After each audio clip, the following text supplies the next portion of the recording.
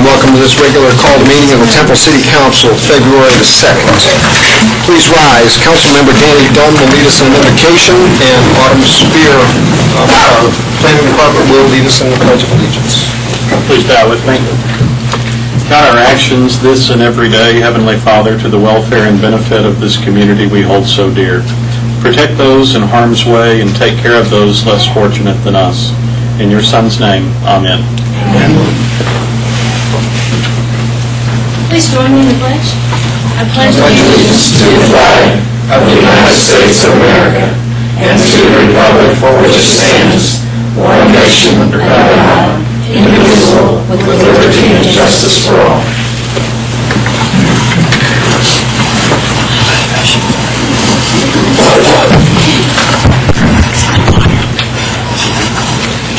Next item on the agenda is an opportunity for public comment. Citizens who desire to address the council on any item may sign up to do so prior to the meeting.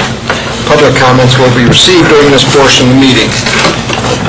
Please limit your comments to 3 minutes. We have a number of you sign up to speak this evening. No discussion or final action will be taken by the council based on your comments at this time. We'll start with Dr. John Asbury.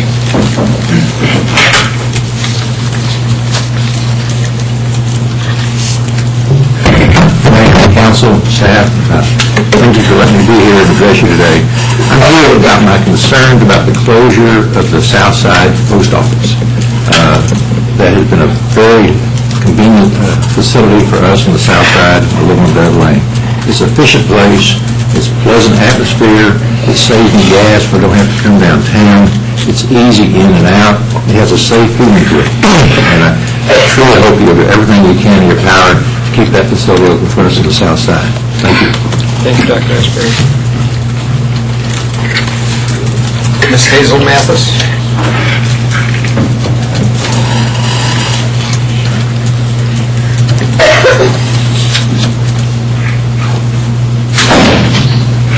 Good afternoon. My name is Hazel Mathis. I live on at 1001 South 18th Street, Temple. And our concern is the railroad. They beat and bang all night. We don't get any sleep. I'm a sick person. I'm on all kinds of heart medication. I had open heart surgery. I've had cancer. I got fibromyalgia. I got a whole lot of illnesses that's life-threatening, and I don't get any sleep until the ambulance come and take me to Sky White. When the train's beating and banging, my blood pressure goes to 175/86. I shouldn't have to go to Sky White to get me sleep.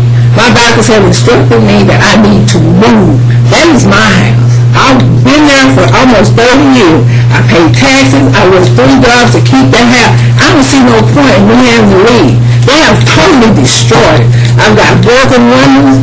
I've had cabinets to fall out on my wall. Almost killed my grandbaby because had she been sitting there at the time playing in the kitchen where she wanted to sit and play while I'm cooking, the cabinet would have fell in the mirror. I've got pictures of my walls, my house. I mean, they have totally destroyed my house. It shakes, it moves, I move, can't watch TV, can't do nothing. Once it starts shaking, sometimes I have to get it out because it's like it's going to fall on me. And I have talked to several people, and y'all will be amazed at some of these answers that I get. And I'm really concerned about our human rights, civil rights, our individual rights, our rights as a community. We don't have any rights. The railroad runs that everywhere. And I think that's terrible. To be in a town where you got a community of people that nothing can be done about the railroad destroying their personal property. And I got heard some stuff. Some private nuisances, they can be guaranteed. Noises, they can be guaranteed. And we can prove everything in here. In these law things. Because it happened. And it happens to us. But nobody seems to care. And I thank y'all for listening. Thank you for bringing this to our attention, ma'am. Ms. Carolyn Anthony.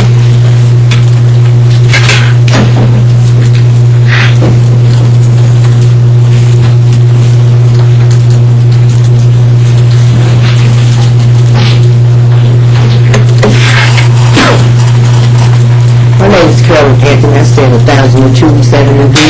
And I can hear the trains way up there banging and and, can't get no sleep. And I'm on behalf of my father, Johnny L. Rockleberry, and my mother, Roberta Rockleberry, at 1002 South 20th, and they stay close. They have to go to bed early in order to get some sleep because of the trains. And my mom is 92 years old, and she can't get no sleep, so she had to go to bed early in order to get her rest. And she's sickly, my dad is sickly, and I'm on behalf of her and me, them, my parents and me. Thank you, About the ma'am. railroad. Thank you, ma'am. And Johnny L., is this Eichelberry? Yes, that's Okay. my father. Okay. He's with my mother right now. Oh, okay, he's not signed up here to speak. Okay. Yes. Okay. He would have been up here, my mother said. Okay, thank you, ma'am.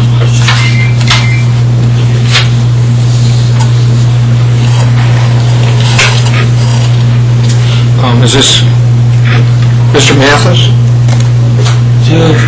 Judge Mathis, okay. All right, I wasn't sure if that's...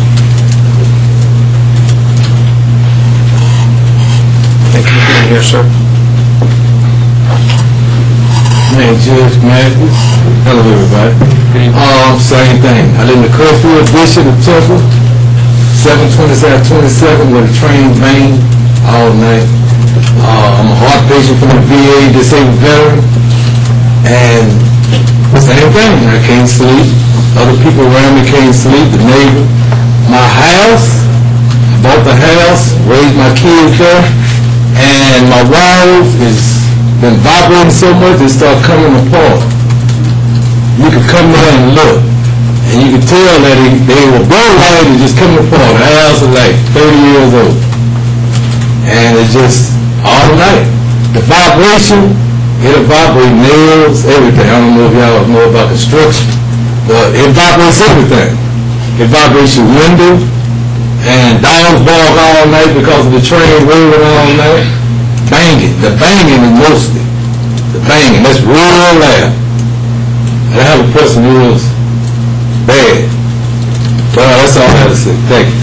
Thank you, sir. Ms. Cheryl Robinson?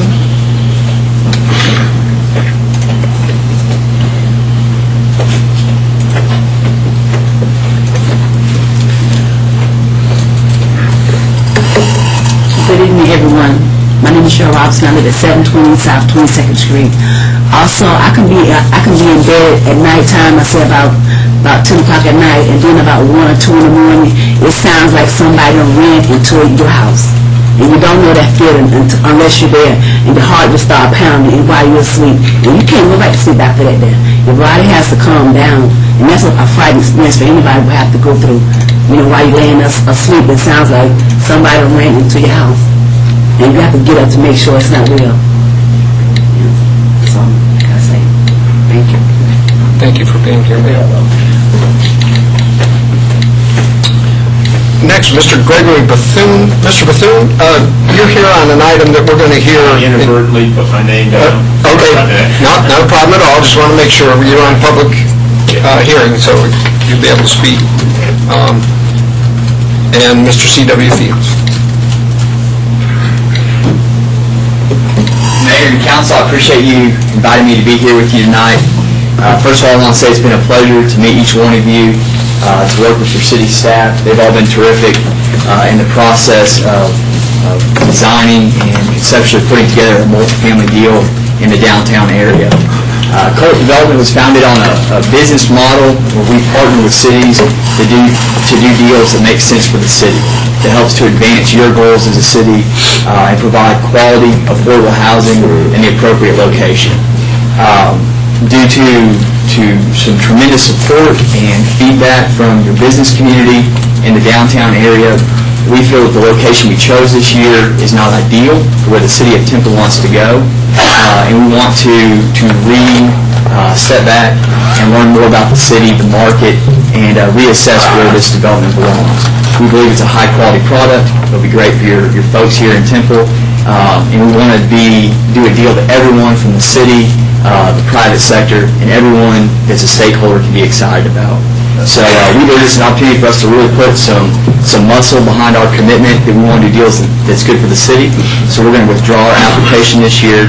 We're going to reassess the market, and we're going to find some locations through a collaboration from all stakeholders, and we'll come back next year because we believe in Temple, certainly the downtown area. You guys have a ton of potential, and we want to be just a small part of bringing that to fruition. So I appreciate it, and I'll see all y'all in about 12 months. Thank you. Thank you, Mr. Fields. Thanks for taking the time to come down this evening. That concludes the public comment portion of our meeting. The next item on the agenda is the consent agenda. All items listed under this section consent are considered to be routine by the City Council and may be enacted by one motion. If discussion is desired by the council, the item may be removed from the consent agenda at the request of any council member, and it will be considered separately. Council, this is item 3A through D, and I believe we wanted item 3C to be pulled for specific consideration. And any other items, A, B, or D, to be removed, or entertain a motion on items 3A, B, and D. Make a motion to approve. Second. We have a motion for approval and second of item 3A, B, and D. Further discussion? There being none, Madam Secretary. Councilmember Clay. Aye. Councilmember Dunn. Aye. Mayor Pro Tem Schneider. Councilmember Morales. Aye. Mayor Jones. Aye. Item 3C is to consider adopting a resolution authorizing the acquisition of certain real property interests related to the Northwest Loop 363 pass-through project. This is an item we discussed in workshop this afternoon. If there's any need for presentation or staff, anything you want to comment about, otherwise I think we're prepared for action on this item. Council? I move to authorize the acquisition of 14 tracts for up to $350,000 and authorize the city to offer possession and use agreements for remaining tracts for up to fair market value. We have a motion on the items relating to the Northwest Loop 363 pass-through project. It's to consider adopting a resolution authorizing the acquisition of certain real property interests related to the Northwest Loop 363 pass-through. Is there a second to that, to the motion? Second. Motion and a second. Is there further discussion? There being none, Madam Secretary. Councilmember Clay. Aye. Councilmember Dunn. Aye.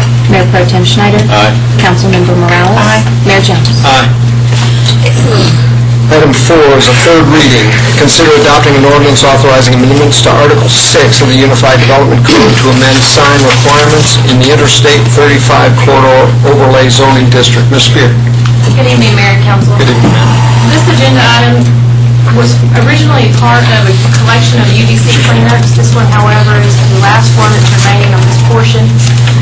What I'm going to go over tonight is what has been proposed before. What you have at the dais is what is currently proposed with one small change by staff, and I will tell you what that is as we move along.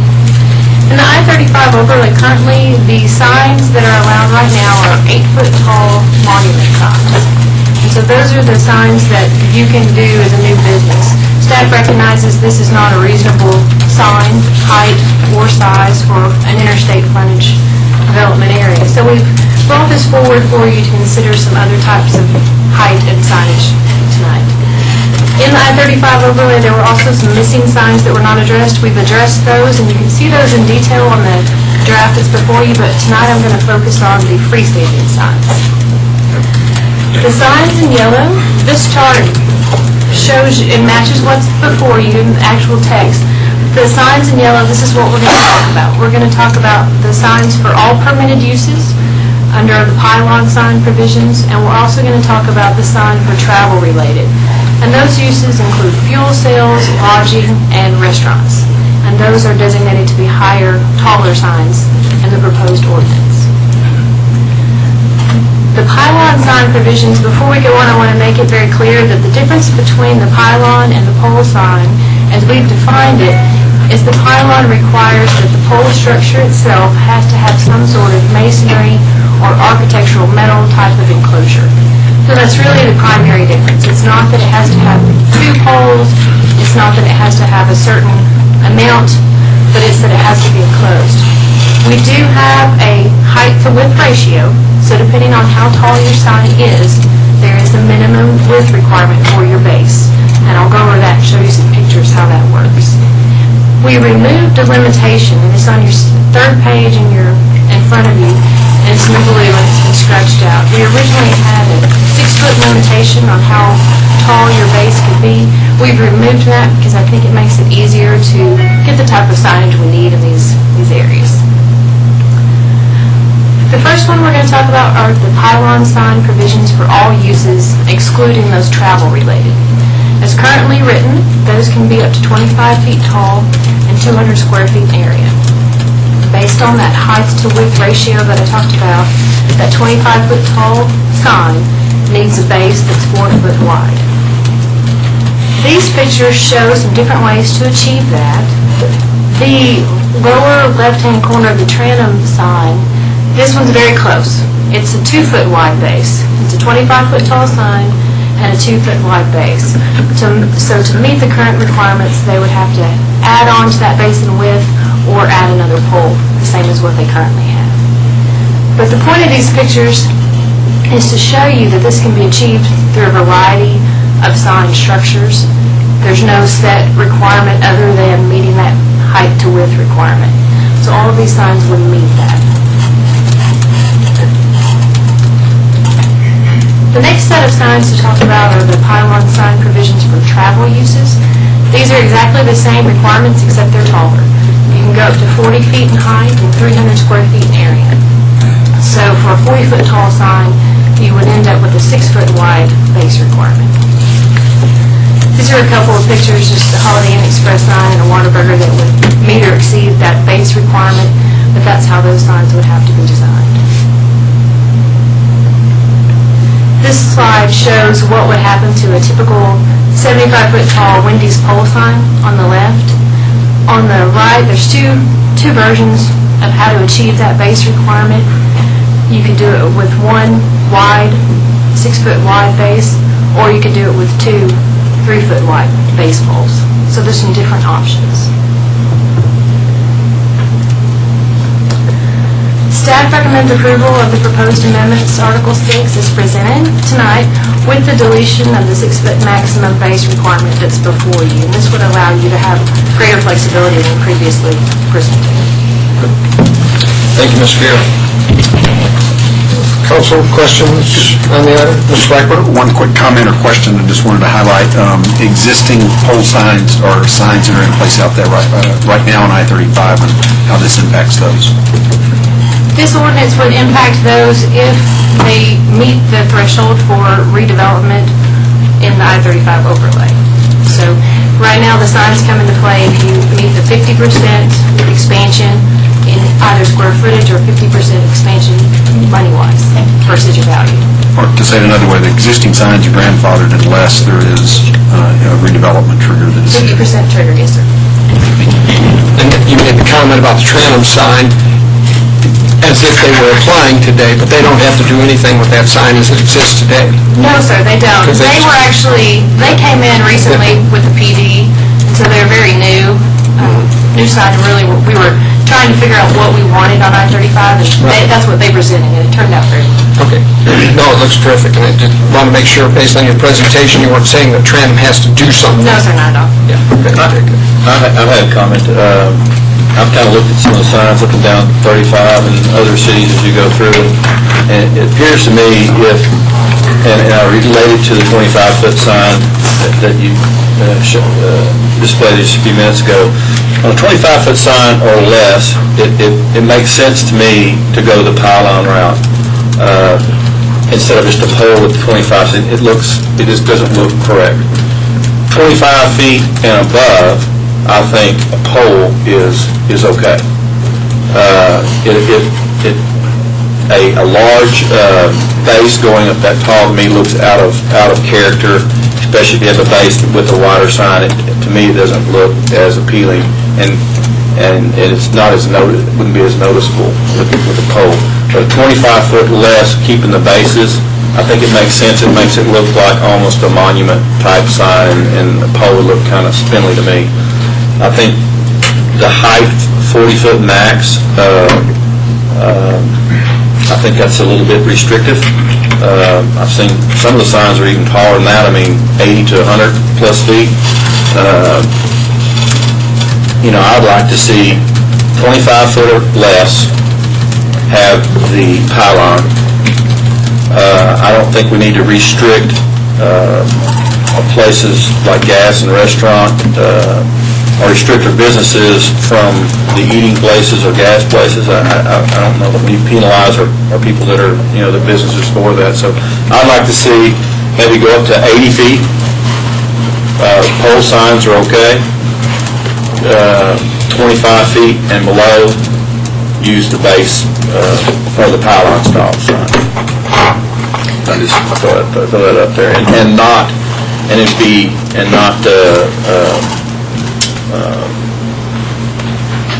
be the same for the eating places and gas places and businesses, not separate the two.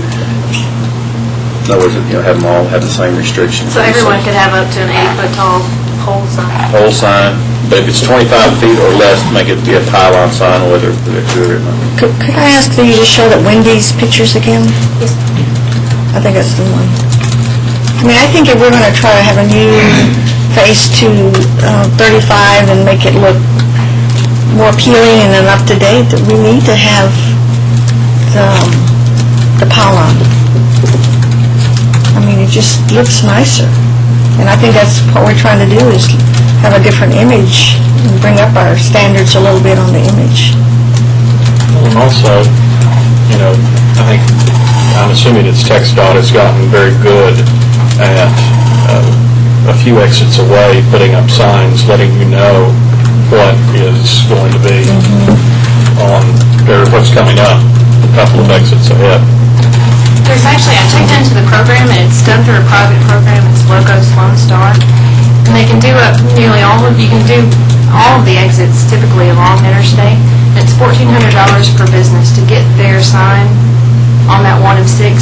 It is travel related, and that's fairly simple to do. TxDOT also has a wayfinding program that you can go through as a city to get other types of businesses signs. But the blue signs that you see that say exit here for whatever restaurant, those are fairly simple and pretty inexpensive to get. Why would we penalize, why would we differentiate between gas stations or motels or eating places, and then if we have a local car dealer or a equipment sales or something like that, you can't have the taller signs, you got to have a shorter sign. What's the... Cities will typically target the taller signs to those travel related because you're trying to get pass-through traffic. Somebody going from San Antonio to Waco on the trip is going to stop for lunch somewhere, and they're going to stop to fuel up, or they may stay overnight. And those are typically the reasons. If you're going to come for a car lot or you're going to do your grocery shopping, it's either a destination that you have in mind or you're a local consumer, so you know where it is. And that's typically the rationale behind it, because you're trying to capture that pass-through market through your city.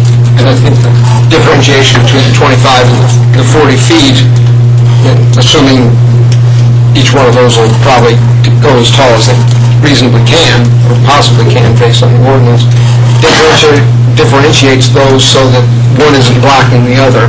And you haven't got, rows and rows of 40-foot tall signs, and all of them are poles, and it looks like a forest without any branches or leaves on the trees, just all those signs on top. So, like Mr. Morales, I think we're, working to make our I-35 look different than it does today.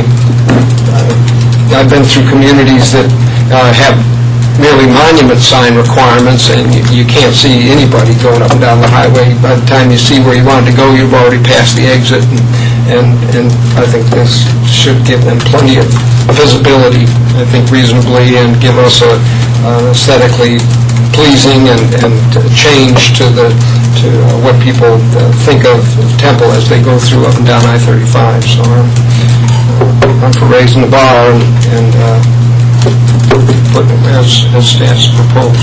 I still believe, though, the majority of those businesses may go to the 25-foot sign and want that, and so you have the pylon style sign. But I don't believe that everybody's going to go up there 80 feet. that, whoever has anything down there. I don't believe that, but if you want to go that, I think it should be available, and I think it should be by pole. To me, both of those Wendy's signs, I actually like the pole sign down to the brick, personally. I really do. And we're allowing the billboards to use the poles, and so we're gonna penalize the businesses that bring sales tax here and all those types of things here, but allow it for the advertising. I just don't think that's proper, but. Well, I think that certainly we do need to raise the bar and make sure that we have an attractive community for people to drive through. But driving through Temple right now, probably 90% of the signs that are up are pole signs, and majority of those, I think, are not unattractive. I think they look good. And so I think if they're done right, and how you would restrict or regulate what a pole looks like or whatever would be difficult, but I think the property owner is going to want to do something that's attractive. And even national companies that have signs all over the country will think have pole signs and make them look attractive.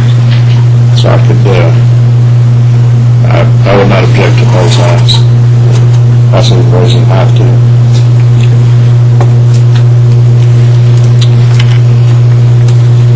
Entertain a motion on the item. Okay, no public hearing.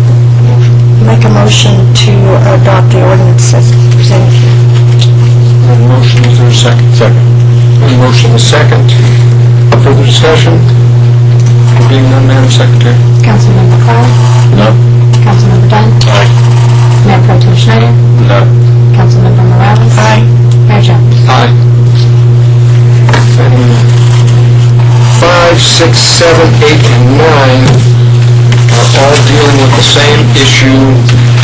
I will read all of these together. They will be presented together, and then item 10 will be presented, but it's going to require different votes, so we cannot vote on them together. She could discuss it at the same time if you'd like. As part of the presentation, just vote. Mayor, I apologize. Item 5 is separate from that. It's the batch plan. Oh, I'm sorry, you're right, I'm sorry. Take a break for that one. Yes, ma'am. Sorry, getting ahead of myself. So, yep, okay. Item 5 will be different, then 6 through 9 and 6 through 10 will be as I said, but item 10 certainly has to be voted on separately.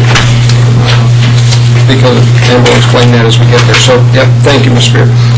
Item 5 is first reading and public hearing to consider adopting an ordinance authorizing a conditional use permit to allow a permanent concrete batch plant on approximately 3.787 acres of land situated in the city of Temple, Bell County, Texas, being part of the Nancy Chase Survey, abstract number 5, and the T.M. Bogus Survey, abstract number 84, located at 4158 Shellerford West Road. Mr. Baker. Thank you, Mr. Mayor. This conditional use permit request is to allow an existing temporary concrete batch plant, which you see on the screen, to become permanent in the light industrial zoning district and in the heavy industrial zoning district. For a permanent concrete batch plant to be established, then a CUP is required. This property that the existing temporary plant is on is 3.78 acres. That's part of a larger parcel of land, but the actual conditional use permit would only apply to that 3.7 acre piece of property. It has 347 feet of frontage along Shallow-Ford West Road, and the purpose of the plant is to provide concrete for nearby future developments both on the site in that vicinity and some off-site, but mostly in this very direct vicinity of the proposed plant.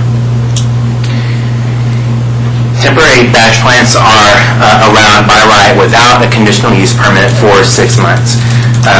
This plant has been in existence since around late July, and so their time is basically up. The permit has gone through the Planning and Zoning Commission, and there were a few delays that the applicant needed before the Planning and Zoning Commission could make its decision, but now the time has come for the council to make its decision, and if you disapprove it, That means that the plant must cease operation and clear out.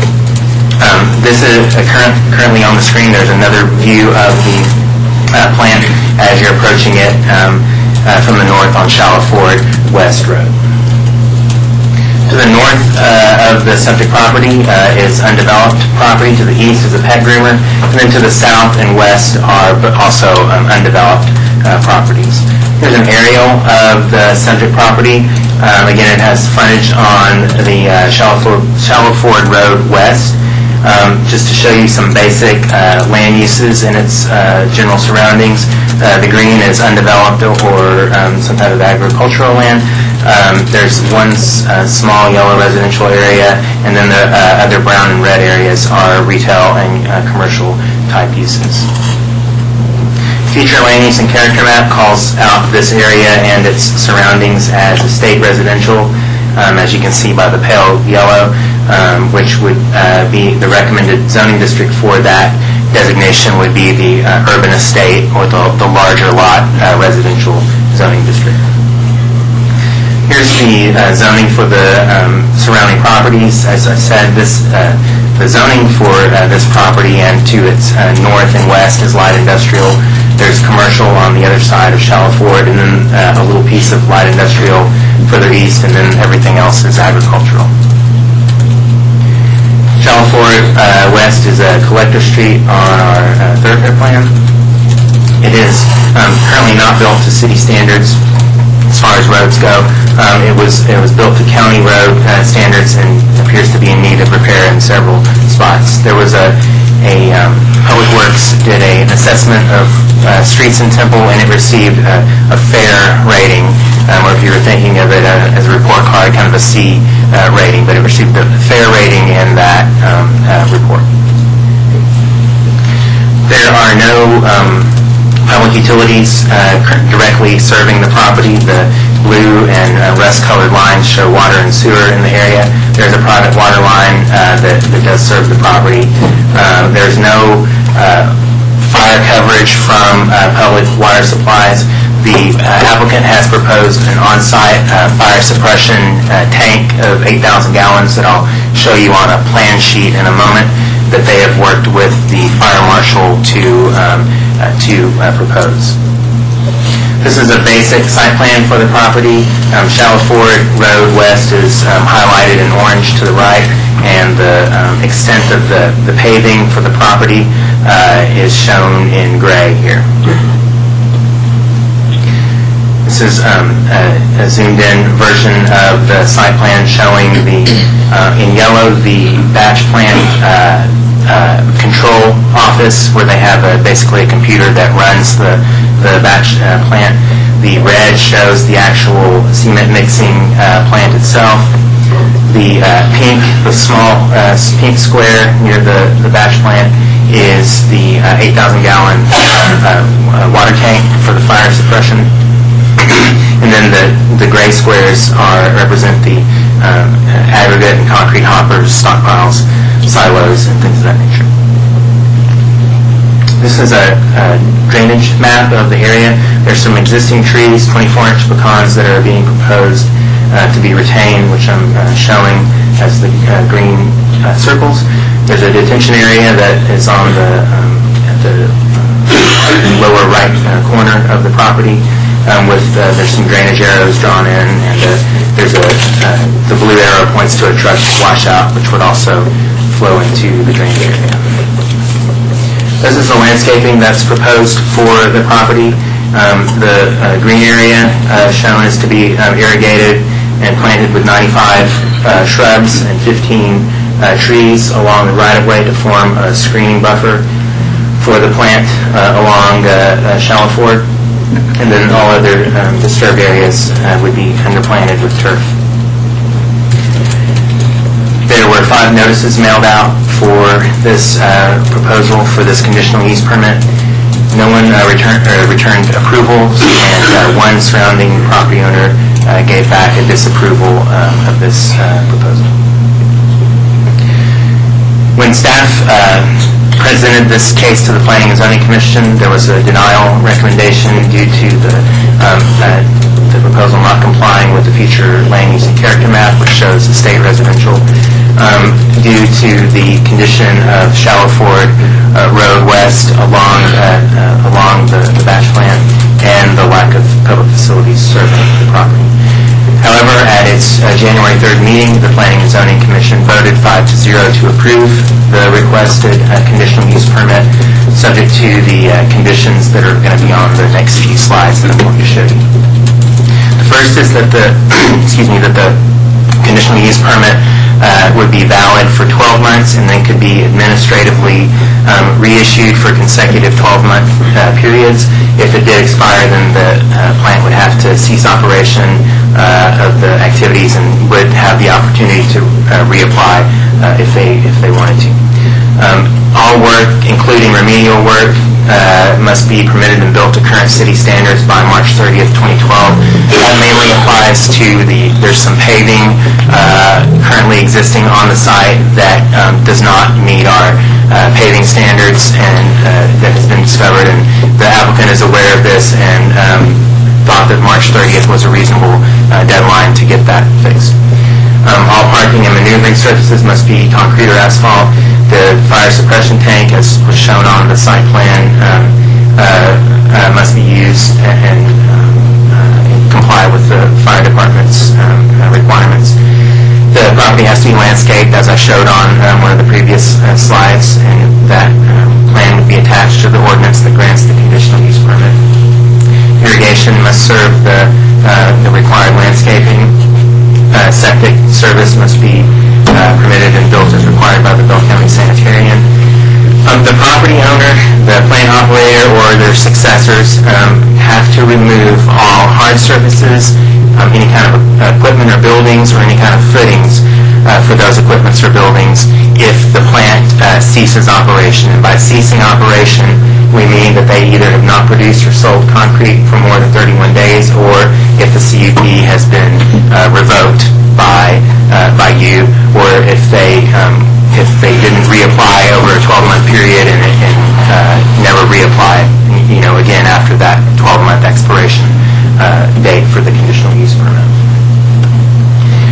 Within 45 days from approval, if you do approve this conditional use permit, the planning director would need to receive a surety bond that guarantees that removal work will be completed. The bond has to completely pay for any of the removal of the footings and the hard surfaces and equipment or buildings that are on the property. And along with that bond, we would require an estimate be submitted that shows the cost of doing that removal work. The plant operator or owner or successors can do the removal themselves, but in case they don't, this would be our guarantee that we wouldn't be left with a site that still looks like it's a batch plant and no one is wanting to reuse for anything else. There's at least one example of that along the interstate right now. This concludes my presentation. This does require a public hearing. I'd be happy to answer any questions that the council might have on this request. Great. Thank you, Mr. Baker. Council, questions, discussion on this item?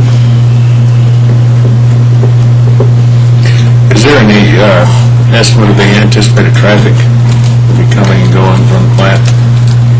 We do not have that. They would be, making trips to sites. I think most of the sites are, most of the areas that they're going to be supplying the concrete are proposed from talking with the applicant to be close by, but there would be some further abroad trips that their trucks would be making as well, but I have no numbers as far as specific number of trips. So all the raw material will have to be brought in different trucks? Correct. And are they coming in off of Midway? Yes. Predominantly? They wouldn't have direct access to the interstate through other properties or anything like that. It would be shallow ford circuitously through Midway.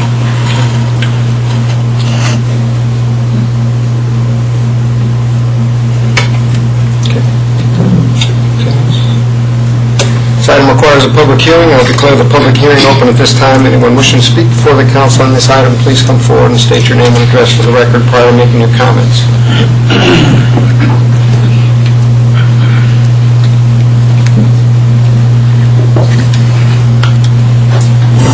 I appreciate your time. My name's Sid Warden, live at 4785 Mackey Ranch Road. I'm going to be the operator of the plant, provided you see fit to allow us to do that. We work with the city as much as we can to make sure that the place looks presentable. And we just need to get it passed so we can start making some money to recover some of the cost of this. Any questions you might have, be happy to answer them. The application, it was stated providing the concrete primarily for on-site development. Yes. What is that? Well, really primarily for us, the people who are actually involved with the company, our intention is to develop 22 acres that exist there and possibly an additional 22 acres is right beside that. That's the primary reason we want a concrete plant there. Somebody calls up and says, I want concrete, certainly we'll sell it to them, anything to recover costs, but our primary intent there is to develop that property into a more or less a commercial piece of property. It's a good location, it's got good access to it. Anybody comes past us, depending on how the highway ends up doing their exits and on-ramps there, they can always go down Midway, come back up Shallow Ford. The way we want to develop that should actually increase the value and the potential for that whole triangular piece there. That's the intent. The way it was worded, it almost would make you wonder if you're going to be doing any kind of precast work or anything like that. Now, that's not what we're set up for. There was a few things that maybe I should have mentioned at a previous meeting. When one particular issue was brought up as far as the washout of the trucks. Our intent with the way that we produce concrete, rather than like a lot of the plants where you haul back, you wash it out, and you have all that concrete that's there that you have to dispose of one way or another. Of course, the state requires a certain way of doing it if you're going to dispose of it. But as rule, we don't do that.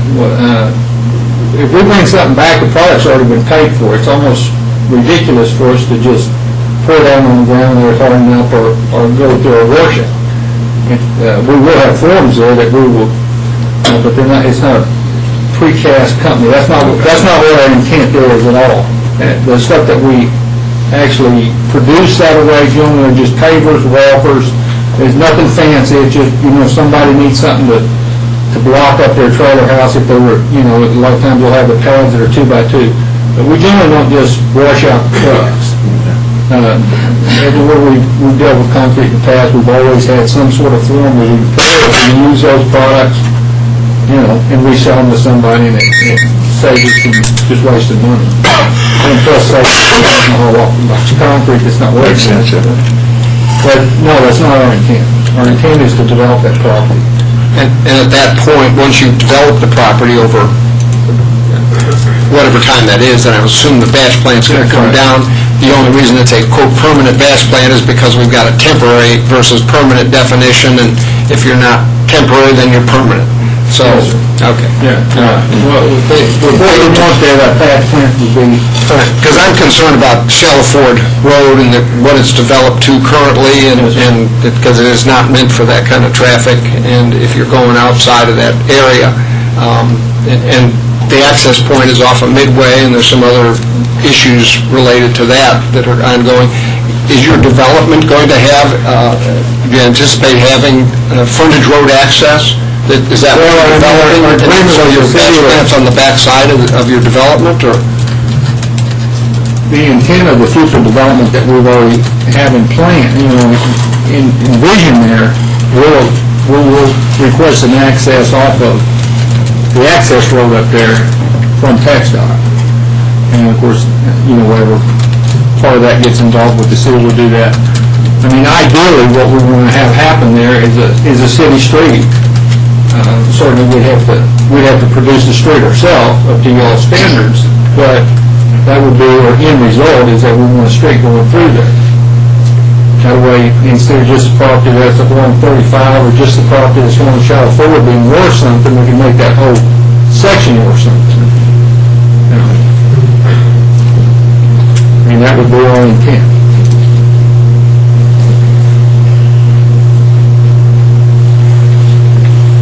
I'm not sure I answered. No, you're fine. I don't know where you are with your development. I assume it's fairly imminent if you're looking, if you had the batch plant there 6 months. I don't know how effectively you've been able to operate based on what you've had to do with us, the city, but that's... I've actually been involved in this 3 months. Okay. Some of the stuff that went on here before were problems, and the company had resolved those problems, and the issues that were causing those problems that are no longer part of it. It's been driven by basically me and one other partner, and those are our intents. And we intend to go along with whatever the city requires of us. I don't know if that's been done up to the point I came into this, but it certainly won't be from the point that I came into it forward. We operate in a lot of cities, and we've never had the kind of problems this particular company has had. But at the same time, we don't operate our business that way either. So. Okay, but I mean, you represent yourself as the operator of the batch plant, and so I don't know whether you're representing the developer and you're part of that development, or you're strictly the batch plant operator, so that's your function. And we don't operate the batch plant, but our intent is to develop that property. Okay, so I don't want to get into getting you to speak on behalf of the developer and what they're trying to do, but on the other side of that, if we've got somebody there that's developing, we want to do all we can to help them to develop. At least that would be my There's 2 partners intent. So in this company. I'm one of them. The other one is a lady named Young Mullins. In the batch plant? Yes, sir. Okay. Our intent completely is to develop that piece of property. Okay, so you will be the developers? Yes, sir. Okay, all right, okay. At which point then, okay, then I don't have a problem asking these questions. And the one I've asked you, that you're basically, you're looking at frontage off of General Bruce, and I understand that access comes from TxDOT, but that's primarily your frontage, so you've got this batch plant on the backside of your development. Once that development's done, then that batch plant comes down. Absolutely. Okay. All right. The batch plant really isn't a money-making. I mean, from what I can see, you have to be awful competitive in concrete, but to do it, we certainly want to sell to whoever wants to buy concrete until we have this thing done. But for us, the primary purpose of that concrete plant being there is to cut our cost in developing that property. We have been down a road with, and I'm in construction business, and batch plants and asphalt plants and those type of plants aren't pretty. I mean, they're dirty, they're dusty, they're raw materials come in, and I know that, and it takes that to build and all that kind of stuff. We've had this discussion even in our industrial park. It's not even on our I-35 thoroughfare, and we just discussed signs, and we think that pole signs are ugly. Batch plants aren't pretty. And I know it's here for a short time, possibly, but I would have a hard time approving it because of the location. I would have an easier time approving it if we had a development and it was approved and it was under construction, and we've got a timeline. It's going to start, January to December. We'll be through. We're going to move the batch plant there to construct the project as we've done in industrial just recently, a year or so ago. That's not a problem. That's very economic for the construction. But to allow a batch plant in this location, right off I-35, you can see it, I would have a hard time approving that even on a temporary basis unless the development was under construction, ready to go, and this was part of the construction process, and when the job is complete, the batch plant comes down and leaves. Because I see this being a for sale, concrete deliveries back and forth, and I do see it being a problem on Shallow Ford Road, and I do see it being a problem on the intersection of Midway and Shallow Ford.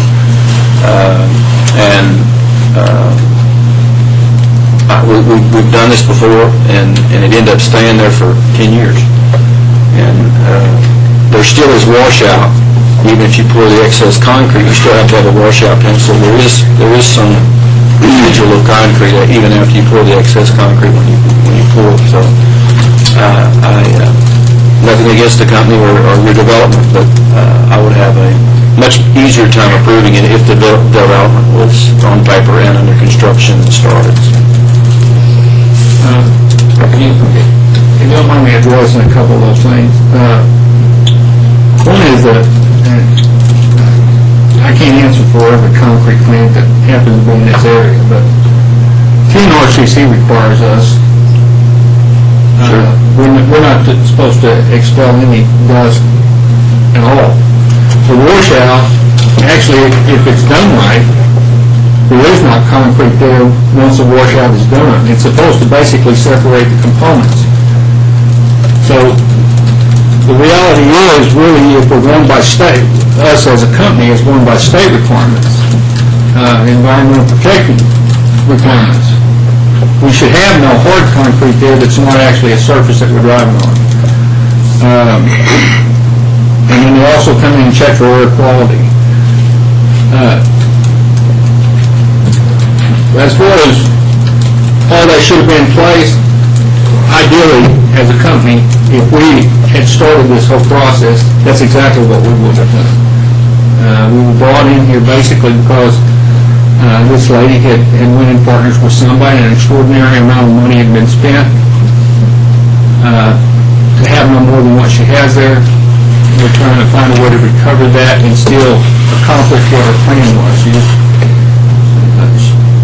She was basically went in partnerships with somebody that talked a good game, but really had no experience in what they were talking about.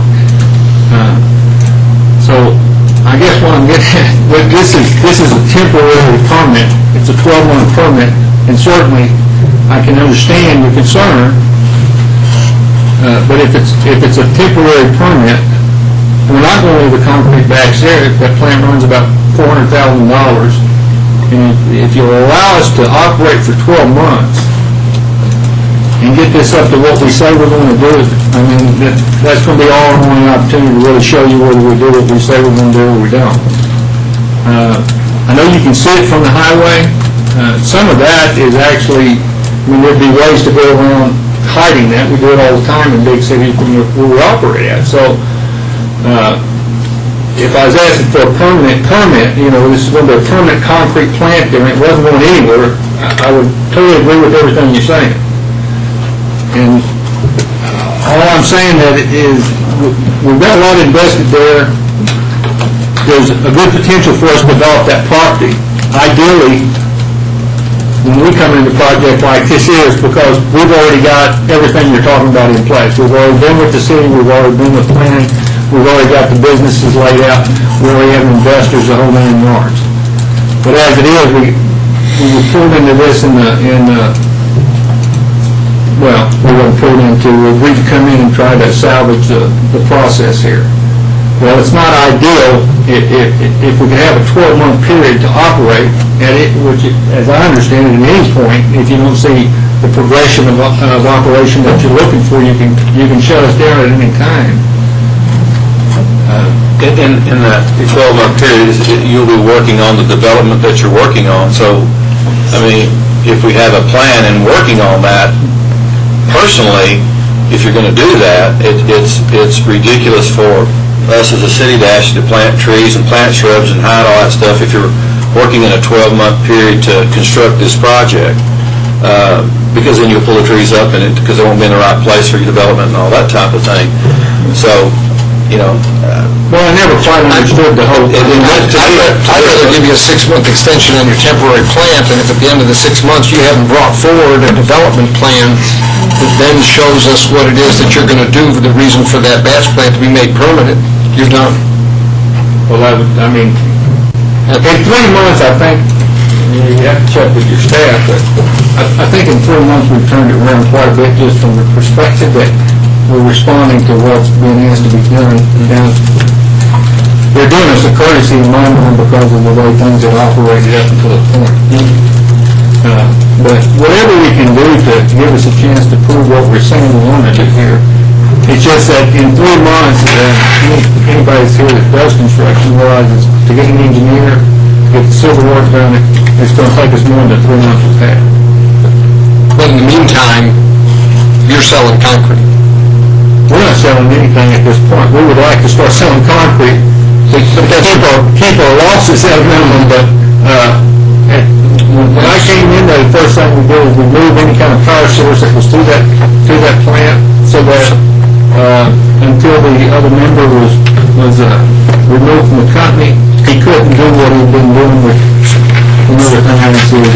So in the meantime, you're bringing in loads of aggregate and materials. We haven't brought anything in. I understand, but if we go forward from here and grant you an extension of your temporary permit, if that's what we're allowed to do, and you're going to be bringing in aggregate material, you're going to be bringing in, and you're going to be shipping out concrete, you're not using it on site.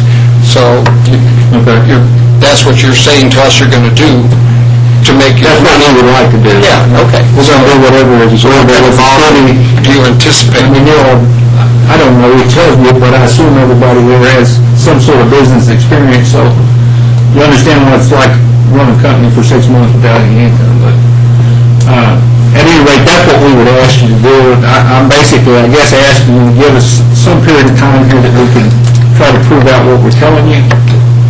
I know it would certainly benefit the city of Temple for that area and anybody on the property over there if we're allowed to develop that piece the way we'd like to do it.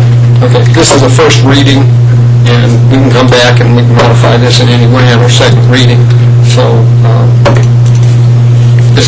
I think this gives us a better opportunity to work with our staff, to work with you, and try and figure out over the next couple of weeks, how can we help you to be able to do business in Temple and give us a better idea of what it is that your plans are. Not that you have to bring us a plan in 2 weeks, but get us to the point where we can see that there's something here that is a benefit to the city for us to be able to take the risk from our side of allowing a batch plant to go up for all the negative reasons that have been stated and that you know just because you're in that business. But on the other side of that, there's some benefit for us as a community to have somebody come in and develop I-35 frontage and build a development that could be something that would add value to our community. So at this point, we need to work out those details together and find out what it is that you have in mind so we can help you and you can help us as well. Yes, sir. So, other questions? I would just comment that I would have, I think a lot of these things that the staff is recommending are very valid to set up a permanent batch plant. And if you're talking about a temporary one, that maybe, as the mayor mentioned, we can do some things that, will lessen your cost if you do, just have a temporary batch plant that has a time limit on it that we could work with. And I guess that's to be determined or whatever we'll talk about. And we can work out some of those issues. Thanks. I operated a trucking company hauling aggregate materials, and I had a quarry for almost 5 years, so I know a little bit about and the issues relating to the materials, so I have a little empathy there. Well, I appreciate your time. So, any other questions from the board?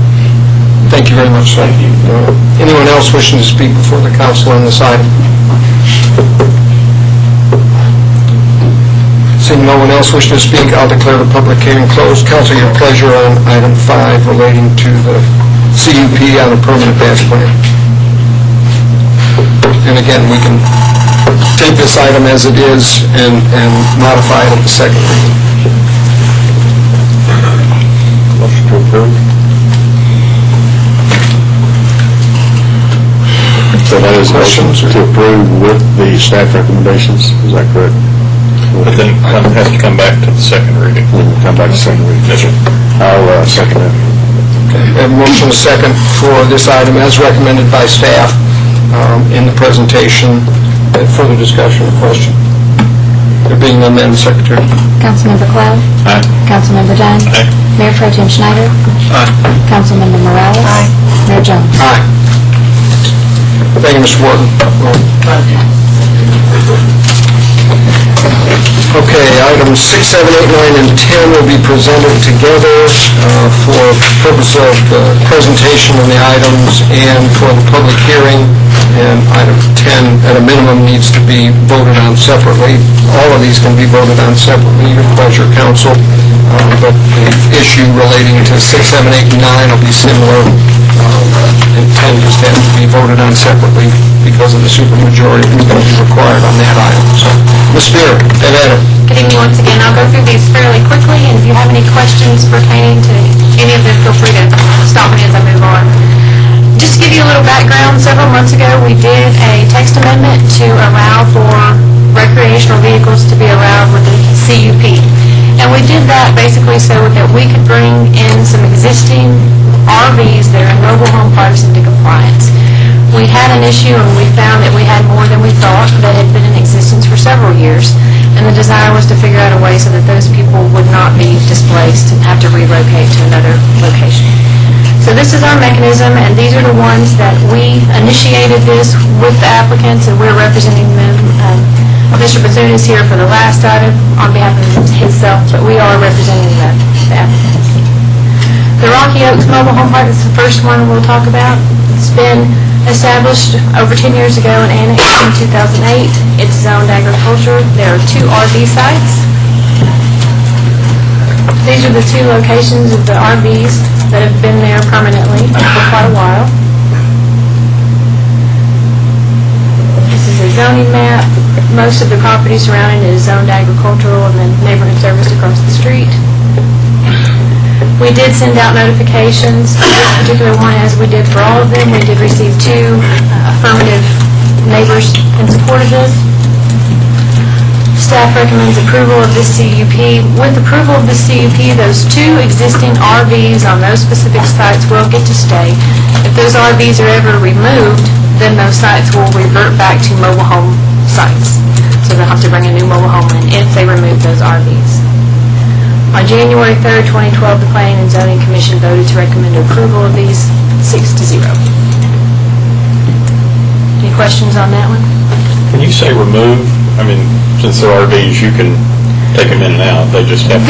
Well, and typically you could, but in these situations, these have been set up for permanent establishment. Some of them cannot be removed anymore. Sorry. So, yeah.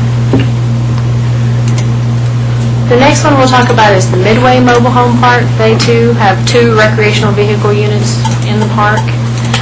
The Midway Mobile Home Park was established in the 70s. It's zoned manufactured home. This is an aerial image of this park. The adjacent zoning, agricultural, a little bit of single family, general retail, and multifamily. Notifications that we sent out. No one responded to this particular one. And again, staff recommended approval of these 2 RVs to be able to remain with the CUP. The Planning and Zoning Commission recommended approval of this one as well. Questions on that one? The third one is the Robbins Mobile Home Park. They have 4 RVs in place.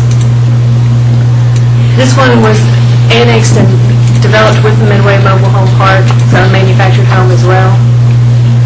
It's the front portion of what we just looked at on Midway. The zoning. Again, no one responded to our notices. And again, staff recommended approval, and the Planning and Zoning Commission recommended approval as well. Any questions on this one? The Santa Fe Trails Mobile Home Park.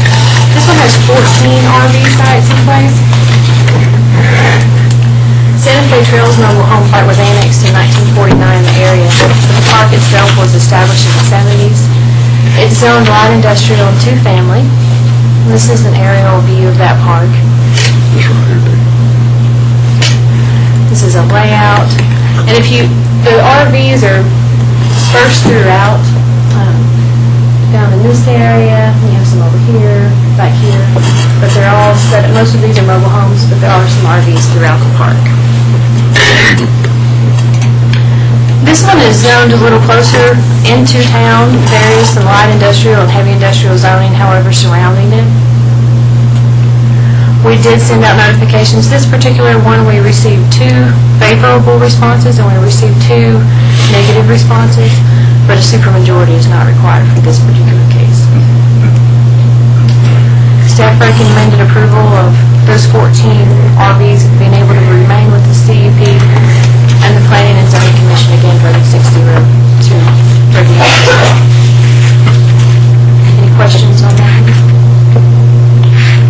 The final one is the Livingston Farms Mobile Home Park, and it's for 2 recreational vehicle spaces. Now, what makes this one a little bit different is those recreational vehicles do not exist currently. This particular park owner was required to remove those RVs a few years ago, and I think that was really what instigated us having a desire to make sure that this was cleaned up and done properly. With those RV spaces, and his are a little bit different because we're recommending that he get those spaces back, that he can use those. His property is owned agricultural. He has a total of 3 sites. This is an aerial view. He is at the corner of Pea Ridge and Prairie View. He's just across the street from the WB development that you all have seen recently, and the corner of the road that was a little contentious, but now is not. The 2 RV sites are down the corner. The zoning is agricultural, and then single-family 2 across the street. We did receive opposition from all of his neighbors save 1, and so he is forced into the supermajority requirement from you all to recommend approval. When we shoved this one to P&Z, there was some discussion about how this one could be treated, how it might be treated a little different, as it was really in a prime location for future development. The Planning and Zoning Commission voted 6-0 to recommend approval of this. However, they placed a 5-year stipulation for the CUP, so that would allow Mr. Bethune to bring RVs or mobile homes into that site for the next 5 years with that CUP. If at the end of that 5 years, he can only do mobile homes, if the property stays in the same configuration. So at the end of that 5 years, if he's got RVs there, they have to be removed. Correct. As recommended yes, from P&Z. So he can bring RVs in and out, but yet the other ones, if they remove it one time, they can't bring it back? Yes, sir. And that consideration is given, why? That consideration is given because he was required to remove them in the first place. And this allows some flexibility for him to get those back. Why was he required to remove them in the first place? There was a code violation he was complained against, and a code violation required them to be removed. And in turn, we needed to practice the same to all of the other violators of the same code, and those are the cases that you see before this. I guess I still don't understand if he brings an RV in there once and it can stay there, is okay. Yes. But he can bring them in and out, in and out, in and out. Yes. But the other people can't. I guess I don't understand that logic. Why is that different? It's an accommodation because Let's let him bring RVs back there and stay. I mean, that would make it kind of left alone as it was before. The gentleman's here, and so let's go to, if our questions are related to him and this one, let's go to the public hearing, and that way we might be able to address those questions. Andrew may have something else to add. So let me open the public hearing on all 5 of these items, 6, 7, 8, 9, and 10. And I'll declare the public hearing open at this time. Anyone wishing to speak before the council on these items, please come forward and state your name and address for the record prior to making your comments. You're up, sir. I'm Greg Bethune. Get up here quick because the dogs are coming. My mobile home park is a big 3 lots. I put that in about 15 years ago before annexation, and what I originally planned was to have big lots so people could live there. The lots are 2/3 of an acre, which is enough room for a mobile home. I don't know if you guys seen these other mobile home parks, but you stretch out your arms, you're touching another mobile home. In the course, most of my customers in the very beginning used to come for the Bell County Expo, for the farm show or the ranch show or whatever, and what they would do is park their RV there, but it was normally a horse trailer with the RV part up front, I guess, and I would allow them to run their horses on my property. I started getting some permanent customers who were mobile homes, and I guess when we got annexed, when annexation happened, there was 3 mobile homes there. In the course of time, what has happened is I don't own any of the mobile homes. I don't own any of the RVs. So my tenants tend to leave after a while. They usually stay with me 5-10 years. Their economic situation gets better, and then they either sell their mobile home and move into a house, or they move on out and leave. What happened was 2 years ago, I didn't receive a citation, but the citation got sent directly to the mobile home, or to the RVs, and it never got to me. The second one showed up, they didn't bring it to me, they delivered it to the RVs. When I found out about it, I received a court citation, citation in my mailbox, and I think that came to one of the RV owners, and he said, boy, this is addressed to Greg Bethune, let me throw it in his mailbox. So I came down here in a panic saying, what's going on? Why am I being sent to court? And I was told, you didn't obey our other 2 citations, so now you have to go to court. And I said, I never received them. We got into a little discussion down there, and then when they showed me the envelopes that had been returned, they didn't have my address on it. They had the RV addresses, and I said, well, this is why I didn't respond. I'm a law enforcement officer for Travis County, and I'm not going to lose my job over a failure to appear at court, because that's what eventually happened. We had a failure to appear at court.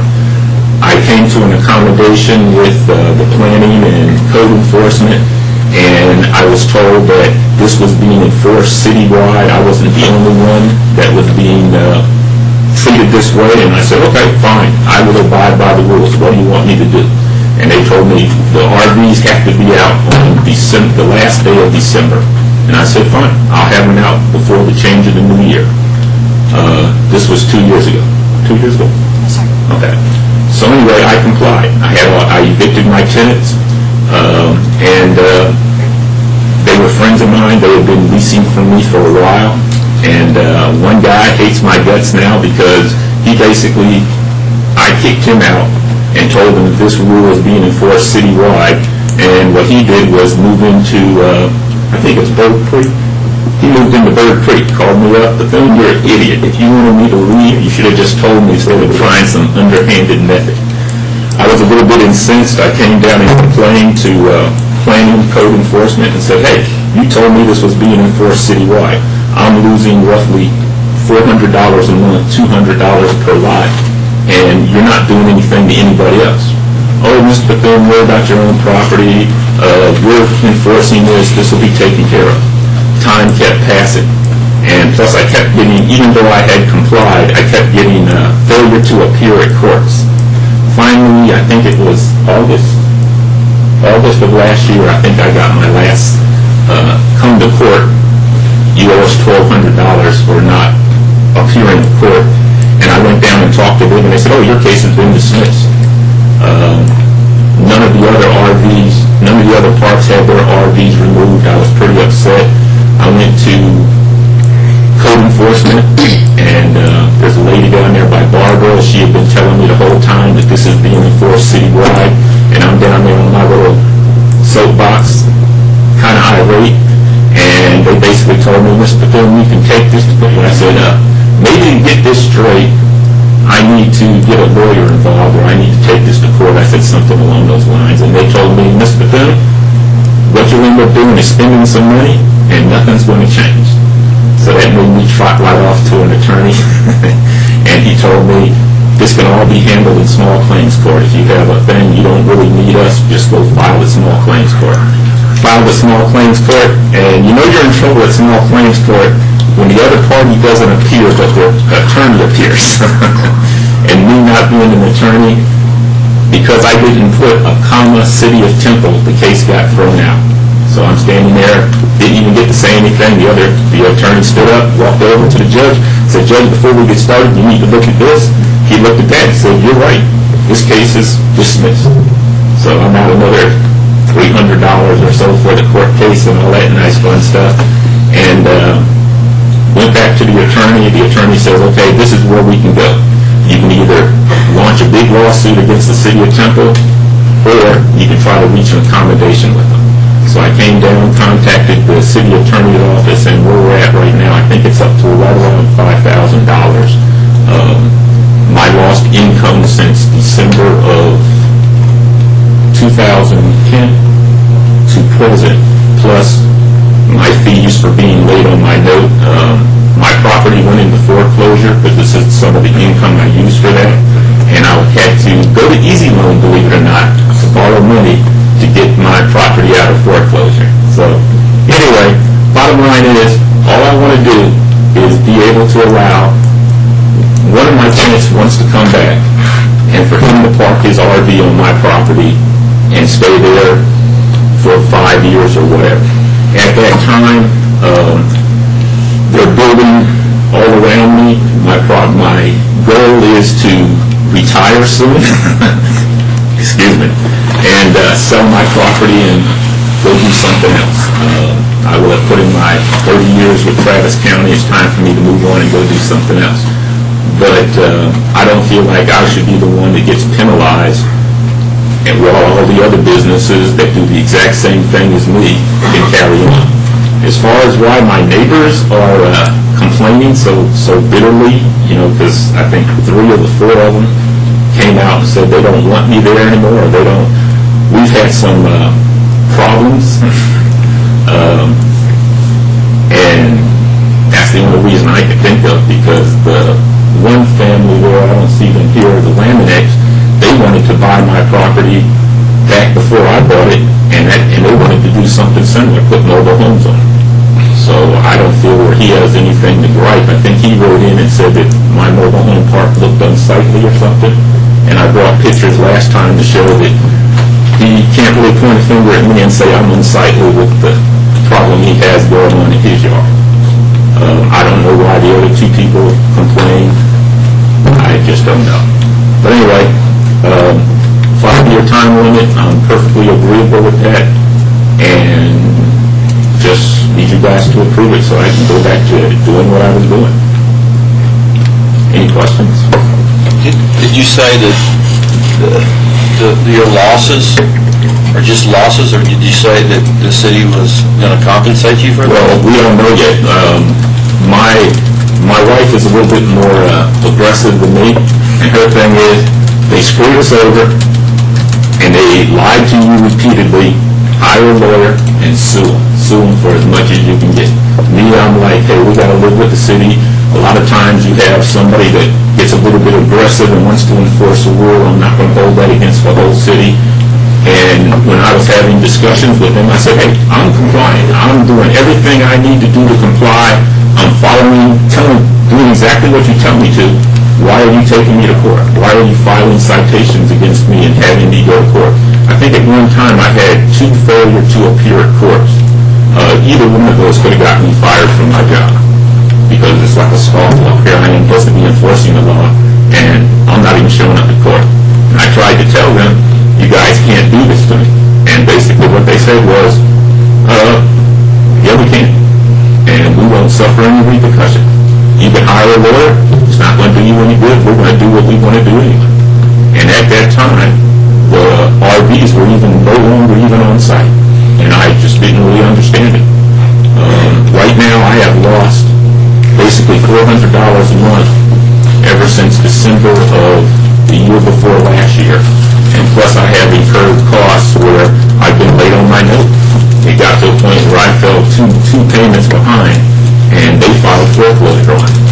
And I had to basically borrow money. Very hard to borrow money when you have foreclosure on you guys, I tell you right now. And I had to scrape up money from just wherever I could to pay my note. But that's done.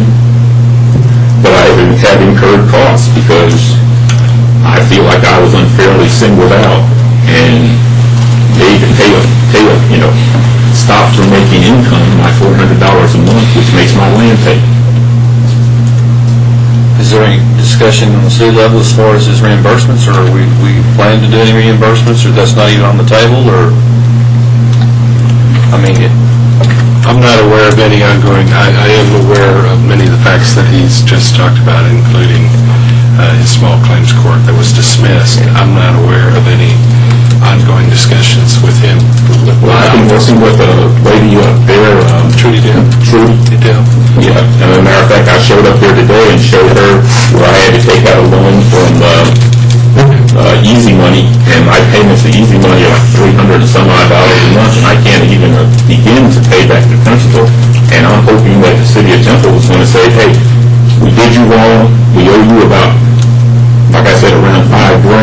Here's the money so I can pay them back, pay my property taxes, and pay my other bills that I've been waiting on hold.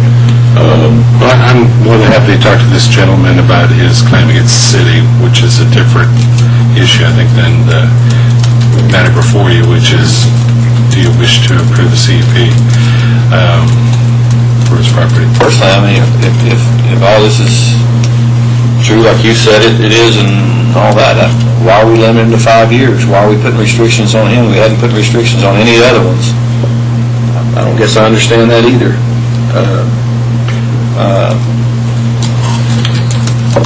I don't understand. I think that recommendation was made by P&Z because of the location, and Mr. Bethune was agreeable to it at the time. Yeah, I understand. But I think that's where it came I from. mean, just listening to it, I mean, there are some advantages of both. You know, they're different. I mean, with this proposal and this property, you're right, he can move them in, and the others can't move them in and out, so that's an advantage he has. And on the other hand, he's limited to 5 years, and they're not limited to 5 years. They're really limited to, I guess, to the life of that RV. Once it's gone, they can't bring another one in. Again, I don't want to get into his claim. I'll be happy to. I know he has talked to Trudy. That small claims court was occurred in the past. Certainly willing to talk to him about that. You know, I will say this. I mean, the issue was, can you have an RV in a mobile home park? Sure. You know, the interpretation of the staff then and now was, absent what we're doing here, a conditional use permit, a mobile home park is for mobile homes. Those are different kind of vehicles. They're made with permanent sewer, you know, or permanent utility hookups, all those kind of things that they belong in mobile home parks that RVs don't. And, you know, I guess anytime you have enforcement, somebody can always argue, well, is somebody else speeding or somebody else violating this ordinance? And I can't speak to how effectively, you know, we were enforcing that. You know, these vehicles, RVs, do come and go. You know, it's not like they're necessarily there all the time. In this case, I think for this gentleman, they were maybe staying there longer. Other parks, they're in and out. I mean, and sometimes that stuff is handled on a complaint basis, you know, so, you know, there may be one there 1 month, they go back, it's not there, they're, you know, vice versa. So, you know, I don't know that there was any conscious attempt to, you know, to single out this gentleman or his property. And I don't think we know him or have any particular stake in, you know, in his situation. We've also, you know, you have transition, you have different people in different positions within the city, and I think sometimes that happens. You start out to do something, maybe they get busy and looking at other kinds of zoning violations, and I don't know all the circumstances, but, you know, that issue is separate than the issue before you, which is, do you want to approve the CUP? You're right, it is different. It's better in some ways and not, doesn't have, you know, the two are a little bit different. One has an advantage in one area, one has an advantage in another area. You know. Is it water on, I saw you had water on site, is it? Yes, there's septic tanks. The whole thing is set up. Before I got annexed, I came down and talked to Sam Lispy, and I explained to him what I wanted to do, and he said, you need a minimum of, I think, a half acre. And I said, I'll do better than a half acre. I'll make each lot 0.66 acres. And we were in compliance. Everything was good to go. And he understood that at times I had RVs coming in and out. These other mobile home parks, I've gone to them, I've looked at them, especially when I was felt that I was being singled out. I took pictures of them, brought them in, showed them, said, hey, these guys, you can see all the RVs from I-35. why did you have to come all the way down? And I don't know if you guys know where I live, but I live way out there by the airport. It's like somebody purposely came down my little road and took a picture of these things and said, hey, you're in violation. You got violations downtown. Worse, I mean, if you want to call it an eyesore, when you come down I-45, you can see all the RVs there.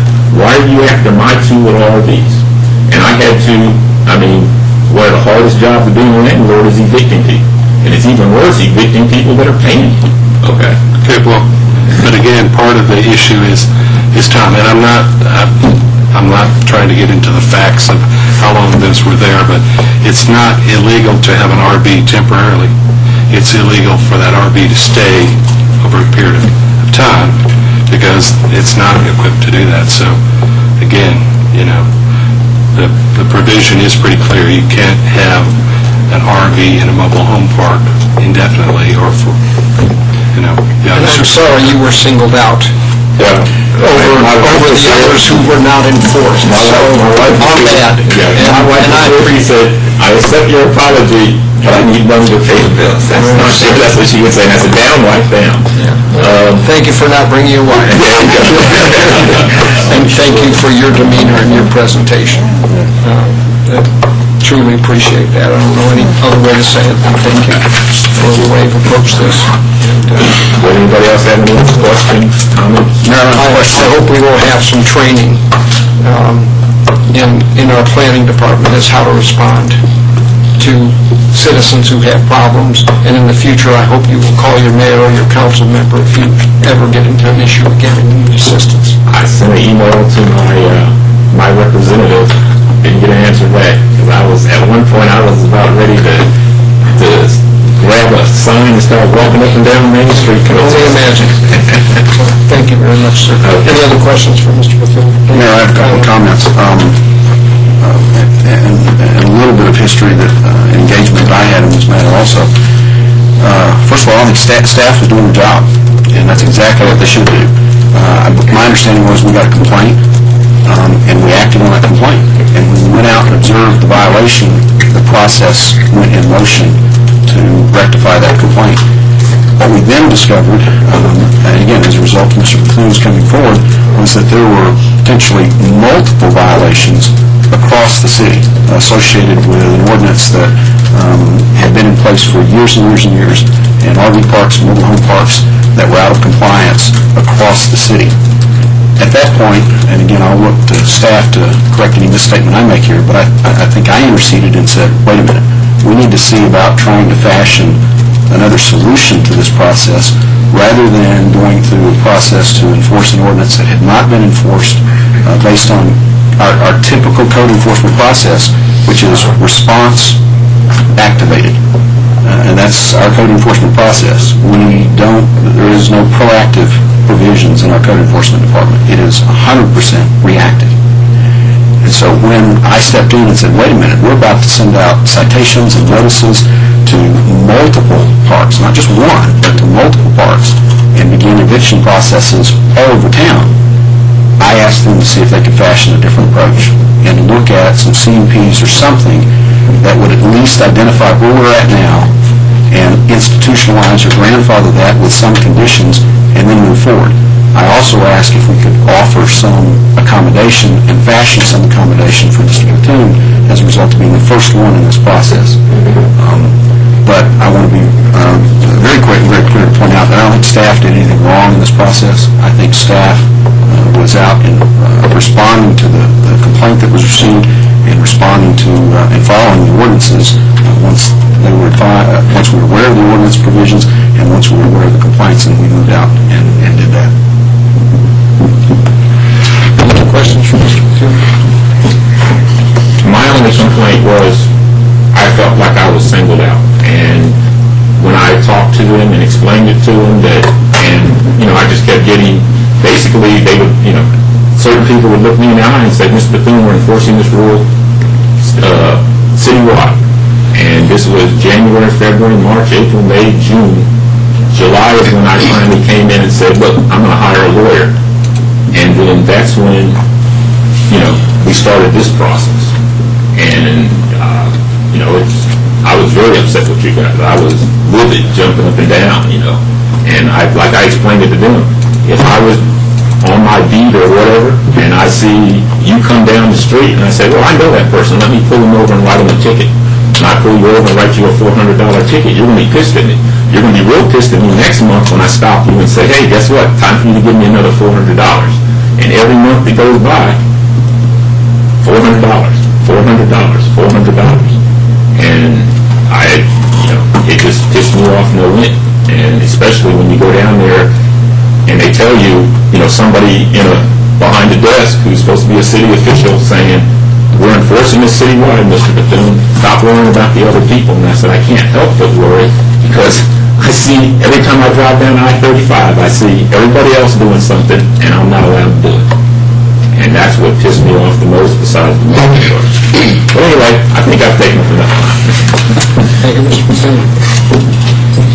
Anyone else wish to speak before the council on this item? Mr. Mayor, can I make one clarification? The staff report is correct. The slide is incorrect. Commissioner Pilkington voted against the recommendations that was talked about. I just want to clear that up, especially since he's in the audience. He's here. All right. Seeing no one else wishes to speak, I'll declare the public hearing closed. And council, once again, your pleasure on item 6 through 9, they can be taken together. Unless you have any other questions or comments. Well, certainly, I'm sorry, I didn't mean to cut you off, so anything you'd like. Any of the items? 10 seconds. We will take 10 seconds. A separate motion. Yes, sir.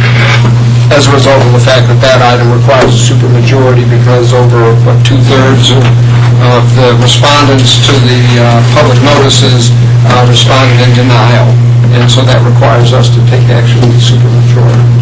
Based on the area. Based on what I'm saying? The land area, right? Okay, yeah. And so that's Mr. Bethune's item. It has to be considered separately and will require a minimum of 4 affirmative votes for that item to pass. I do have a question, Madam Chairman, if you could go ahead and ask it. You mentioned a 5-year period with the CUP transferred to a new owner, as if Mr. Bethune said he's wanting to retire and get out. Would the new owner still have that CUP? The way it's written, yes, sir, as long as the property stays in the same configuration, those 3 lots, it would transfer. But if that's changed, then it would not.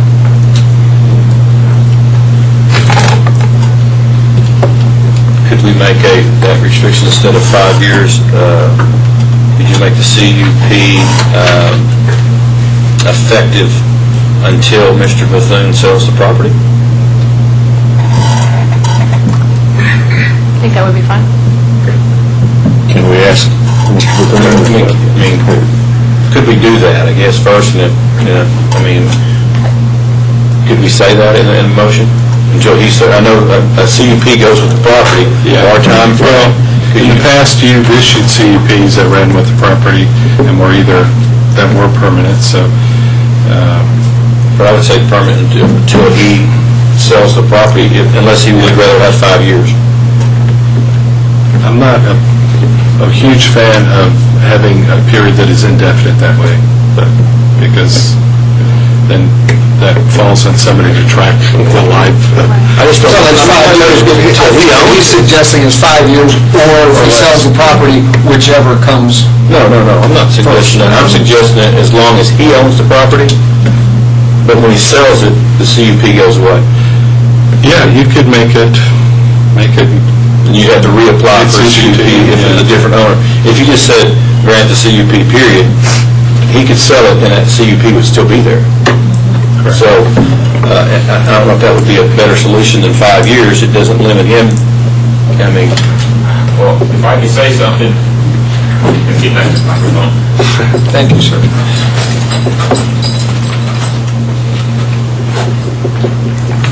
Yeah, I, of course, don't want to do anything that's going to limit the amount of money I get for the property. If somebody shows up and says, hey, I want to take over Willie Smith Farm Mobile Home Park, and I just want to buy that 2 acres and I want to operate it, and he offers me a bucket full of money, that's a plus for me. Where if you guys issue a thing that says when I sell it, it has to revert back to whatever. So So, my interest would say, I would like to keep it a mobile home park / RV park forever. But of course, like I explained at the other meeting, they're building to the, I guess, south of me. They're talking about building a school there. I have talked to a realtor already and told him to put my name on the list. If anybody shows up and wants to buy my place for a significant amount of money, I will sell. And I just can't see anybody saying, okay, we're going to put these RVs on these 2/3 of an acre lot and make $200 a month, as opposed to take that 2-acre tract and divide it up into lots. And I think the lots are, what, quarter-acre lots that they're building houses on now?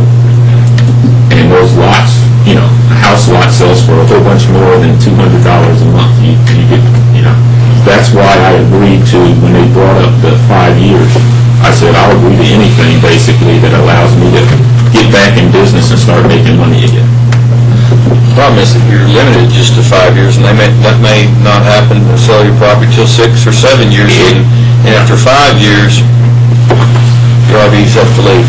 Well, right now, sir, you're talking somebody who's robbing. I had 3 kids in college. I got 2 kids in college now.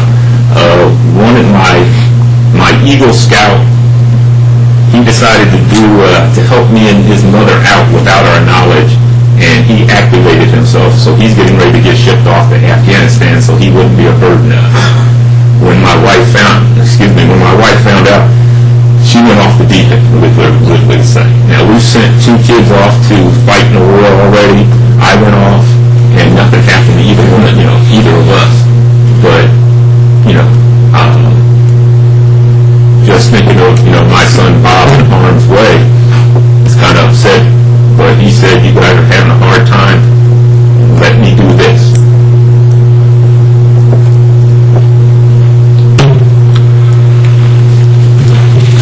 Thank you, sir.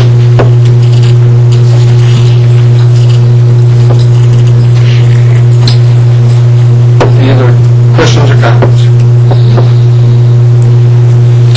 Items 6 through 9 may be taken collectively or separately. Council, no question. Make a motion to approve. Second. Motion and the second for approval of the CUP as presented for items 6 through 9. Is there further discussion or comment? There being none, Madam Secretary. Councilmember Cloud? Aye. Councilmember Dunn? Aye. Mayor Pro Tem Schneider? Aye. Councilmember Morales? Aye. Mayor Jones? Aye. Item 10 is the CUP for the Livingston Farms Mobile Home Park. Entertain a motion on that item, and that comes with a recommendation from Planning and Zoning that it be 5 years. Council, your pleasure on that item, and a reminder that requires a minimum of 4 affirmative votes for passage of that item. I'd make a motion to allow the existence of the 2 recreational vehicle spaces, I guess it's 2, Livingston Farms Mobile Home Park, and approve the CUP, and approve the RVs to leave and come back, not just remain there, and not restricted to 5 years. So with no restrictions as to time limit? Second. Motion is second. Would that transfer to other?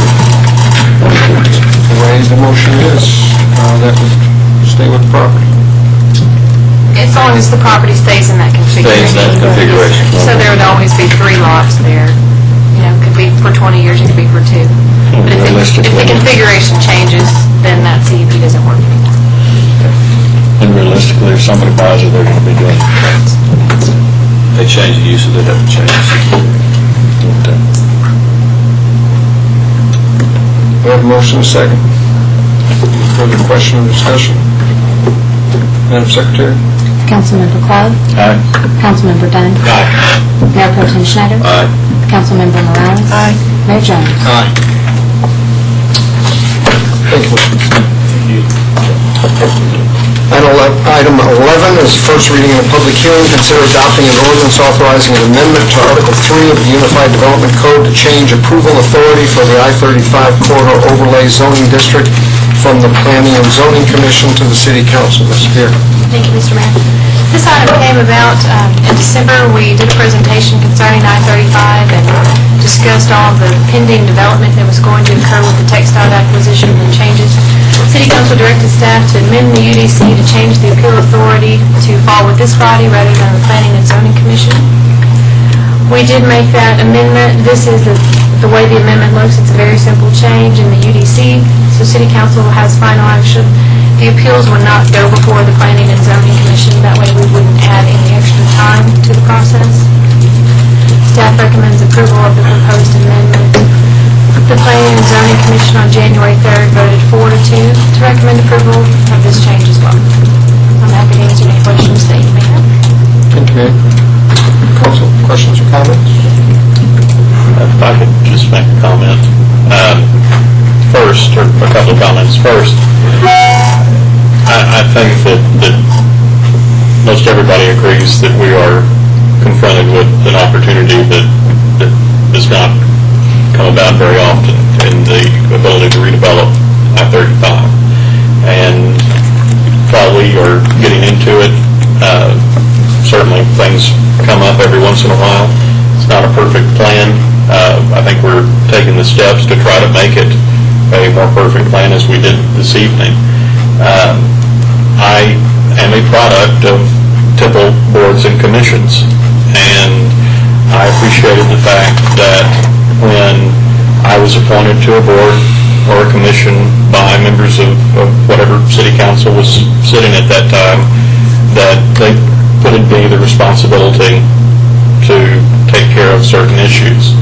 And that being said, at the very least, I would say that that Planning and Zoning would need to hear this, even if it came to us, as I guess the end-all be-all. But I just have a real problem with that because we have this set of checks and balances set up, and we have enlisted the help of citizens to help us with these matters. And when we, for whatever reason, if we take those away, to me it lessens the need for the boards and commissions that people so gratefully serve on.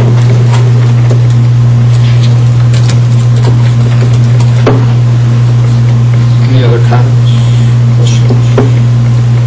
This item requires a public hearing. I'll declare the public hearing open at this time. Anyone wishing to speak before the council on this item, please come forward and state your name and address for the record prior to making your comments. Seeing no one wishing to speak, I'll declare the public hearing closed. Let me just say, Councilmember Dunn, I certainly understand and agree with your comments. We have citizens that put themselves forward and do spend a great amount of time, particularly those on planning and zoning. This is kind of a step out for us. This whole overlay district was a step out for the council a few years ago as this was created to take advantage of this opportunity.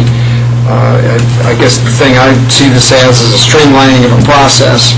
If it's going to come to us anyways, and it has the potential to set up the conflict between planning and zoning and what the council's intention or desire was, and I understand that intention and desire can change as councils change. So we've had a council that exists today wasn't the council that put this in place. And so I think, to be fair, and P&Z changes in the same manner through different appointments and that. So to streamline the process and take it to where it belongs, ultimately it's going to be, I won't say where it belongs, it's ultimately where it's going to be. It streamlines it, takes that multiple week process out and puts it where it belongs. I was in agreement to do this, but it does not mean that I don't concur with your comments relative to the work that's done by any of our boards and planning and zoning in particular. And so this is certainly not in any way meant to take away from their authority, their responsibility, and the appreciation of the good works that they do. So comments well stated on your behalf and appreciated. So, entertain a motion if there's no other comment. I had one comment. I hate the fact that if we did stop at P&Z first, then move to council level, I hate the fact that we would extend a period of approving something. So on that comment, I just assume it comes straight to the council. But on the other hand, there's a lot of work done at P&Z, and they look at a lot of standards, a lot of ordinances, and they look at that and they discussed it in great detail. And there's time in there. Then there's after their decision's made, there's time after between P&Z and us. So there's additional time to talk about it, think about it, and listen to the P&Z. They'll call you and do you understand this? So that's helpful to me. It gets to a lot of the important issues and come up with a plan. And a lot of times, as you saw tonight, we change that a little bit. But I guess that alone makes me lean to more what Councilman Dunn has just described as letting it stop at P&Z to the council. I hate that it's going to add additional time, but I think I would be willing to give up the extra time and probably take a few not so good comments. We're going to take additional time in streamlining because I've talked about streamlining. And so, but I think I'm in agreement with Councilman Dunn as far as stopping at P&Z and then to council. I think there's a lot of processes in place on other items that go through the P&Z, which is an important process, and I'd hate to take it out of this, but even the conversation I had with Mr. Blackman this morning about streamlining it too, so it's kind of hard to get both, but I do need to keep the integrity of the process. Well, I personally value what planning and zoning brings to us. It is helpful for me every couple of weeks when we get our work packets that I like to know what goes on in meetings. It gives me the opportunity to get a leg up on what we're going to be addressing the next week. And I don't know. I just had philosophically, I just had a problem with the way that the way that it was worded, I should say. Okay. I did close the public hearing, didn't I? Well, they're hearing me, so. You have the opportunity to speak at any time. Ms. Morales, anything? I'm going back and forth as well, because I do value the work that the planning and zoning does, because I know they go into a lot of details and so forth, but it still comes back to the council, and we are the ultimate responsible body that's going to make those final decisions. And so, for time's sake and all, I think it should stay with what we're recommending here. Entertain a motion on item 11. I'd make a motion that the overlay,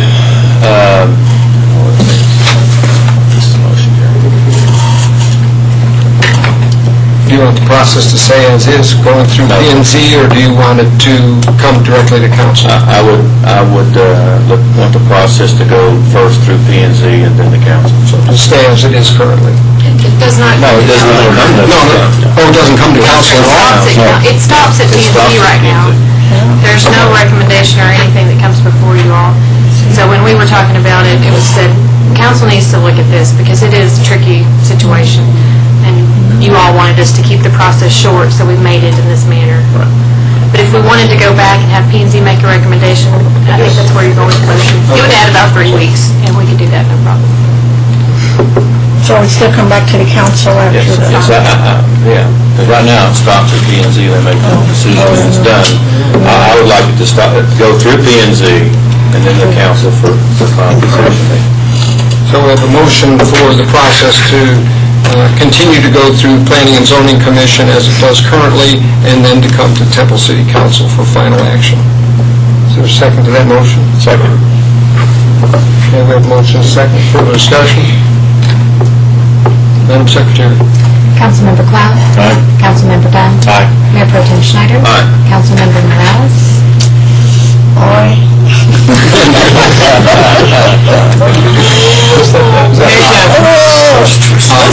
He's pressing my arm.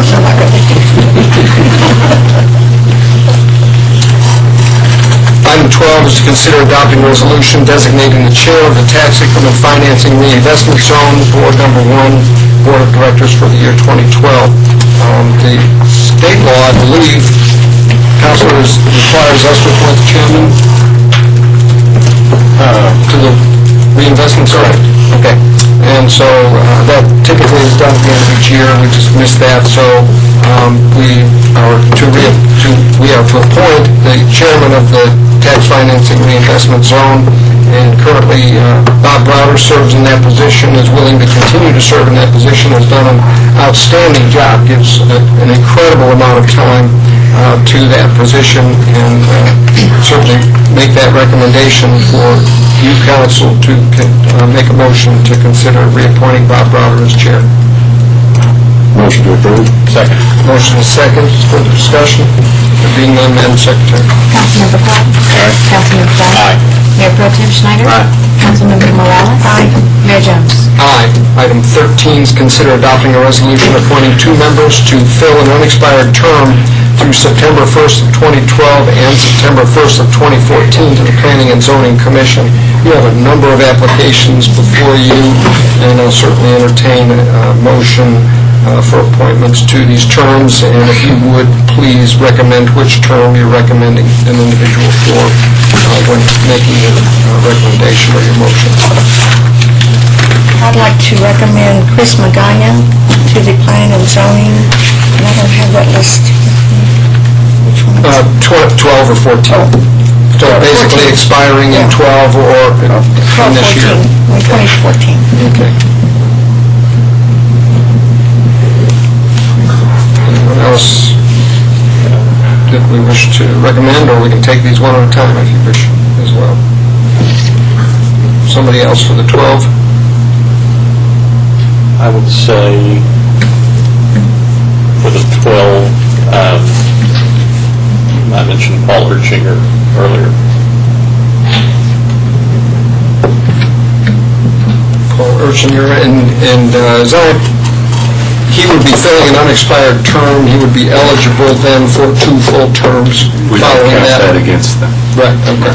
So this would not be considered a term for the purpose of term limits on our committee appointments. So we have a recommendation for the appointment of Paul Erchinger to the term expiring September 1st of 2012, and for Chris Magana, September 1st of 2014. Entertain a motion for both of those, or one at a time, your pleasure, council. Make a motion to approve for both Paul and Chris Magana. Okay. We have a motion for approval as recommended. Is there a second? Second. We have a motion and a second. Further discussion? Madam Secretary? Councilmember Cloud? Aye. Councilmember Dunn? Aye. Mayor Pro Tem Schneider? Aye. Councilmember Morales? Aye. Mayor Jones? Aye. Ladies and gentlemen, that concludes this evening's meeting of the Temple City Council. Thank you very much for your participation and your attendance. We are adjourned.